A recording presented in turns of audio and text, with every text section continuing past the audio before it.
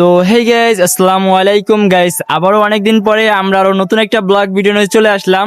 আর guys, আজকের blog ভিডিওটা কি নিয়ে হতে যাচ্ছে তোমরা ভিডিওতে গেলেই দেখতে পারবা। আর গাইজ, রাস্তা সাইডে বসে ভিডিওটা করতেছি, তাই গাড়িগুলোর নয়েজ আসতে পারে, তোমরা একটু মানিয়ে নিও।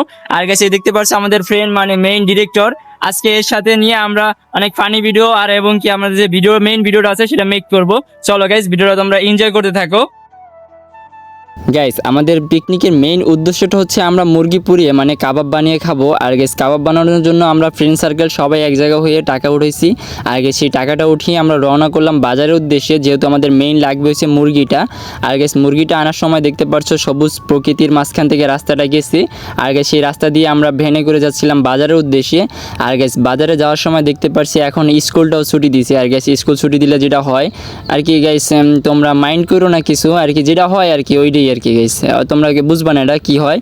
আর গেছে বাজারে আসার পর দেখতে পাচ্ছি গাইস দুপুরবেলা তো বাজারের দোকানপাট সবই বন্ধ ছিল, তাই জন্য গাইস আমরা চলে গেলাম স্কুলের পিছনে আরও কিছু দেখার জন্য। Guys, no mind it guys, mind করবা না কিছু। আর গাইস, স্কুলের পিছনে ছিল বড় একটা পুষ্কুনি। আর গাইস, পুষ্কুনিতে আসার পর আমরা ভাবছিলাম যে এই পুষ্কুনিতে মনে হয় কেউ কুমির ছাড়ছে। আর গাইস, আসলে এটা কুমির না, মানে বাংলায় যাকে গুলসাপ বলা হয়, সেই বড় আকার একটা গুলসাপ এই পুকুরের মাঝখানে হাত রেখেছিল, মানে সাঁতার কাটতেছিল।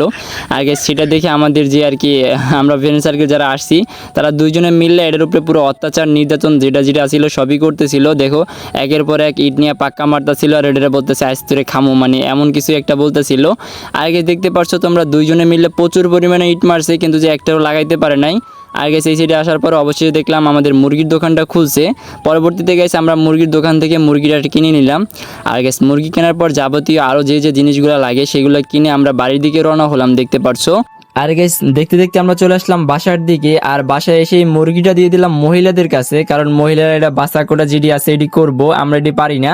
আর আমরা এদিকে করতেছিলাম কি চুলার যেটা আমরা রান্না করব সেই জায়গাটা ঠিক করতেছিলাম, এবং অপোজিটে দেখতে পারছো মুরগিটা বাসা কোটা করে আর কি বড় বড় পিস করে দিয়েছি আমাদের কাছে। আর আমরা এটা ফালা ফালা মানে ছোট ছোট করে দিতেছিলাম, মানে বড় বড় রাখলে আর কি রান্নাটাও ভালো হবে না, খেতেও ভালো হবে না, আবার অনেকের ভাগে বেশি পড়বে কম পড়বে এটা নিয়ে ঝামেলা করব। তাই জন্য গাইস দেখতে পারছো এগুলো ছোট ছোট পিস করতেছে। আর পিস করার পরে দেখতে পারছো এগুলোর পুরো সস টস যেটি আছে মাল মশলা আর কি মশলাপাতি এইগুলো দিয়ে আর কি মাখানো হয়েছে। এবং গ্যাস দেখতে পারছো আমাদের যে চুলার এটা কম্বোটা পুরো ঠিকঠাক করা হয়ে গেছে, ইট মিট দিয়া যেরকম আমরা রান্না করব সেরকম। আর গ্যাস দেখতে পারছো প্রথমেই আমাদের গোশ দিয়ে দিল হুজুর মশাই, আমাদের মেইন ক্যাপ্টেন যে। আর গ্যাস জাল ধরানো হয়ে গেছে, তোমরা তো স্ক্রিনের উপরে দেখতেই পারছো। এবং গ্যাস এটা রান্না করা আমরা আগেও করছি এইভাবে, সেই জন্য আমরা আর বেশি একটা কষ্ট হয় না আমাদের। দেখতে পারছো পেরে আমাদের রান্না হয়ে গেছে। একজন বড় ভাই ছিল, তার কাছে দেওয়া হলো টেস্ট করার জন্য। দেখো কি করে, ফুয়াই ফুয়াই খাবে না কি করবে দেখতেই পারছো। পরবর্তীতে গ্যাস দেখতে পারছো রান্না বান্না হয়ে গেছে আমাদের। আর গ্যাস ভিডিওটা অনেক কাট করে দিয়েছি, মানে ভিডিওটা অনেক লং হয়ে যেত আর নাই। আর গ্যাস দেখতে পারছো এখান থেকে আমাদের সম্পূর্ণ কমপ্লিট রান্না বান্না, এবার খাওয়ার পালা সবার। আর গ্যাস এই খাওয়ার ভিডিওটা তোমাদেরকে না দেখানোই ভালো হবে, কারণ ভাই এই খাওয়ার ভিডিও করতে পারি নাই। যদি খাওয়ার ভিডিও করতাম তাহলে আমার বাকি কম পড়ে যেত, মানে সত্যি কথা যেটা। যদি আমি এক হাতে ভিডিও করি আর এক হাতে নিজে নিজে দেখবো গোস্ত শেষ হয়ে গেছে, তার জন্য ভিডিও করি নেই। তো গাইস মাইন্ড করো না, আজকের মতো ভিডিও এই পর্যন্তই। দেখা হবে নেক্সট কোনো ভিডিওতে। আল্লাহ হাফেজ, ততক্ষণ সবাই তোমরা সুস্থ থাকবা।